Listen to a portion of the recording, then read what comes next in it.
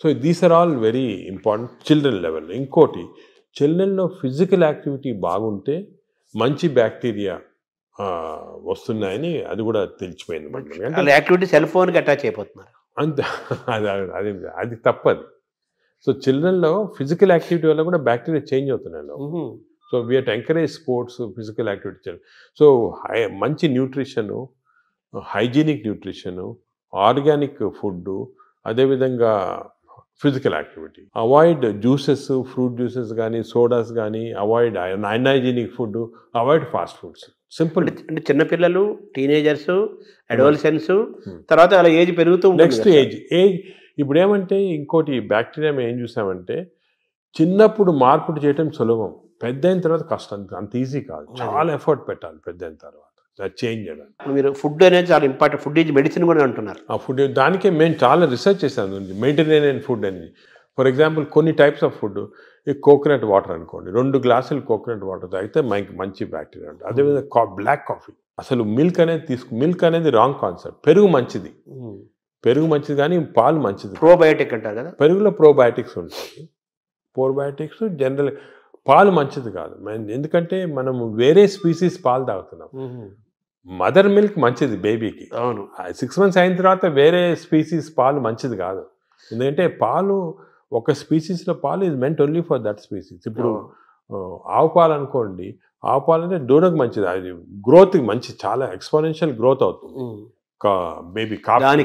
Coffee మంచిది కానీ వేరే మనం తాగటం మంచిది. అంటే మన వాళ్ళు ఆయుర్వేదం కూడా మనం సెకండ్ మాట్లాడుకుంటే వాళ్ళు ఏమంటారంటే ఆవు నెయ్యి, ఆవు పాలు, ఆవు ద్వారా వచ్చేదంతా కూడా మనకు మంచిది, బ్రెయిన్. ఆవు పాలు కాదు, ఆవు గీ పర్వాలేదు కానీ ఆవు పాలు మనకి కర్డ్స్ ఫామ్లో, అటువంటి ఫామ్లో మంచిగా. యాక్చువల్ మిల్క్ తీసుకుంటే దట్ ఆవు పాలు మెంట్ ఓన్లీ ఫర్ కాఫ్, అంటే వాళ్ళ పిల్లలకి అంతే. మనం వేరే స్పీసీస్ పాలు దాటం కరెక్ట్ కాదు, అది నేచర్ అగెయిన్స్ట్. అది అంటే మనుషులు వాళ్ళు తీసుకో, మనుషులంటే అంతే, exact same species, that is nature. మన నేచర్ కి వ్యతిరేకంగా వెళ్తుంది. ఆవు నెయ్యి మంచిది అంటారు కదా, బ్రెయిన్ మంచిదని కాదు, అంటే కొంతవరకు ఇంతకుముందు నెయ్యి తీసుకోవడం మంచిది కాదు అంటే ఇప్పుడు కొంతవరకు లిమిటెడ్ క్వాంటిటీస్ లో పర్వాలేదు నేను వచ్చింది, అంతేగాని మంచిదని కాదు, ఎక్కువ తీసుకోవడం మంచిది అలా కాదు. ఇందులో ఈ జర్నీలో అవాయిడ్ వైట్స్ అనేది ఒక పెద్ద ప్రచారం జరుగుతుంది కదా సార్, అది అవాయిడ్ ఏదంటారు? అవాయిడ్ వైట్స్ అంటే అన్నము, వైట్ అనేది జనరల్ టర్మినాలజీ, కానీ జనరల్ గా దోస్ అంటే ఇప్పుడు మనం ఫుడ్ లో కార్బోహైడ్రేట్స్, ప్రోటీన్, ఫ్యాట్ లో saturated fat, unsaturated fat example ఏమంటే ఆలివ్ ఆయిల్. వెస్టర్న్ కంట్రీస్ లో ఆలివ్ ఆయిల్ ఎక్కువ తింటాం, మనం ఆలివ్ ఆయిల్ తో కుక్ చేయలేము. ఆలివ్ ఆయిల్ కుక్ చేస్తే అది చెడిపోతుంది. దానికి రైస్ బ్రాన్ ఆయిల్ అని ఉంది. Rice bran oil is equal to olive oil, దీనికి అన్సాచురేటెడ్ ఫ్యాటీ యాసిడ్ ఎక్కువ. Saturated fatty acids are hydrogenated fats ఏమంటే వనస్పతి, కొంతవరకు గీ, అవి మంచిది కాదు. కొంతవరకు మన కౌ గీ అంటే ఆవుది వచ్చిన గీ కొంతవరకు పర్వాలేదు, ఎక్కువ మంచిది కాదు. అన్నం కూడా తినొద్దు అంటున్నారు కదా వైట్స్ లో, అది ఫ్యాట్స్ పార్ట్. సో ఎక్కువ అన్సాచురేటెడ్ ఫ్యాటీ యాసిడ్స్ అవి మంచిది. హైడ్రోజనేటెడ్ ఫ్యాటీ యాసిడ్స్ వనస్పతి లాంటిది అవి మంచిది కాదు. నా సెకండ్ ఏమంటే కమింగ్ టు కార్బోహైడ్రేట్స్లో సింపుల్ కార్బోహైడ్రేట్స్, కాంప్లెక్స్ కార్బోహైడ్రేట్స్ ఉంటాయి. సింపుల్ కార్బోహైడ్రేట్స్ అంటే ఏమి, రైసు ఇటువంటివి. ఏమంటే సింపుల్, దీంట్లో ఎక్కువ ఫైబర్ ఉండదు, మనం తింటే గ్లూకోజ్ ఇమ్మీడియట్గా బాడీలో అబ్జర్వ్ అయిపోయి మంచిది కాదు. లోపల బ్యాక్టీరియా కూడా అవి కూడా లేజీ అయిపోతాయి, ఎక్కువ పని లేదు దానికి. రైస్ ఇచ్చామనుకోండి, గ్లూకోజ్ తీసి బాడీకి పంపించేది, drowsiness.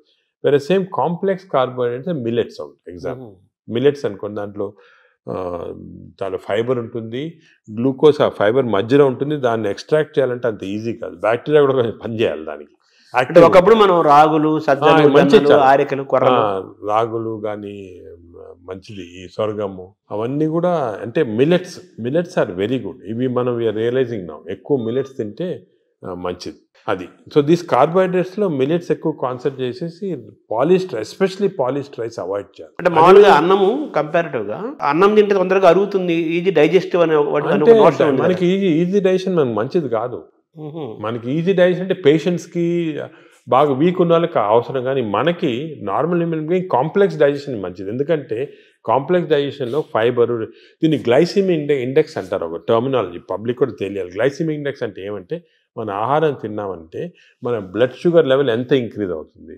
So glycemic index of food ఎక్కువ ఉంది అంటే డైజెషన్ కావచ్చు, కానీ ఆ గ్లైసెమిక్ ఇండెక్స్ ఎక్కువ కావటం వల్ల గ్లూకోజ్ ఎక్కువే మంచిది కాదు బాడీకి. సో రైస్కి షుగర్కి మ్యాక్సిమం గ్లైసెమిక్ ఇండెక్స్, ఎందుకంటే షుగర్ తినడానికి ఇమీడియట్ గ్లూకోజ్ ఎక్కువ అవుతుంది, రైస్ తినడానికి కొంతవరకు అవుతుంది. కానీ కాంప్లెక్స్ కార్బోహైడ్రేట్స్ మిల్లెట్స్ అయితే గ్లైసెమిక్ ఇండెక్స్ తక్కువ. కొన్ని ఉన్నాయి బీన్స్, మన చిక్కుడుకాయ, ఇది కిడ్నీ బీన్స్ అంటారు అవి, అవన్నీ రాజ్మా, ఇవన్నీ గ్లైసెమిక్ ఇండెక్స్ తక్కువ.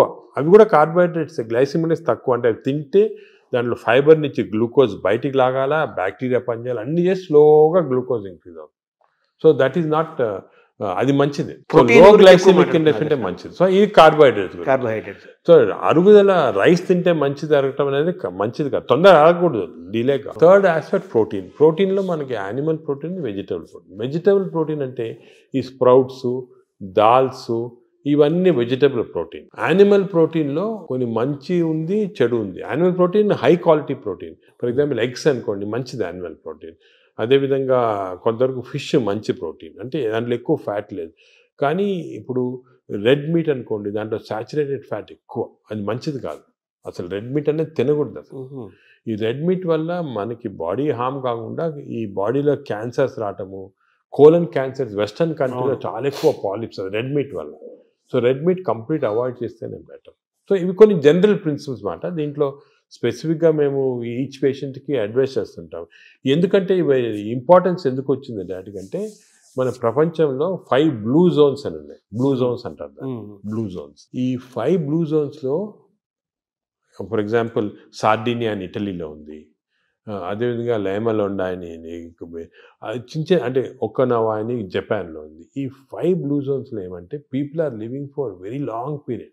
ఈ బ్లూ జోన్స్, అవి బ్లూ జోన్స్ అంటారు. అంటే కొన్ని వరల్డ్లో 5 బ్లూ జోన్స్లో people are living mainly 100 years దాకా. అందరూ అక్కడ 100 years బతుకుతారు. లాంగివిటీ ఒకటి, హెల్తీగా ఉన్నారు అందరు. డయాబెటీస్ తక్కువ, హైపర్ టెన్షన్ తక్కువ, హార్ట్ డిసీజ్.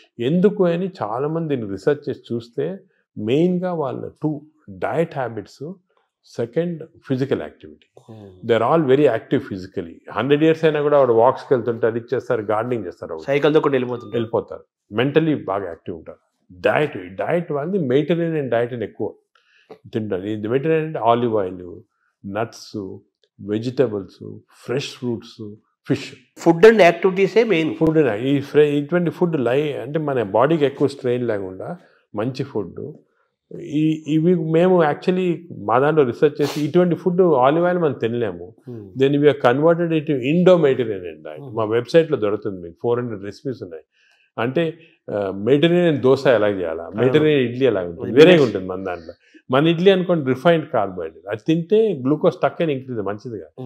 మెడిటరేనియన్ ఇడ్లీ తింటే అలా కాదు, స్లోగా డైజెస్ట్ అయ్యి బాడీకి మంచిది. సో ఏమంటే అంటే మామూలుగా అందరికి ఉండే నోషన్ ఏంటంటే తొందరగా అరిగేది మంచి ఫుడ్ అని, తర్వాత మన బాడీ చాలా బాగా పనిచేస్తుంది అని ఫీలింగ్ లో ఉంటారు. తప్పు అదే ఐ వాంట్ యూనోటి. అసలు అరుగుదల స్లోగా అరిగేది మంచిది. Body has to work for digestion. బాడీలో స్లోగా గ్లూకోజ్ రావాలా. పేషెంట్స్కే మనకి వి వాంట్ క్విక్ డైజెషన్ ఉంటుంది, మన నార్మల్ పీపుల్కి అది మంచిది కాదు.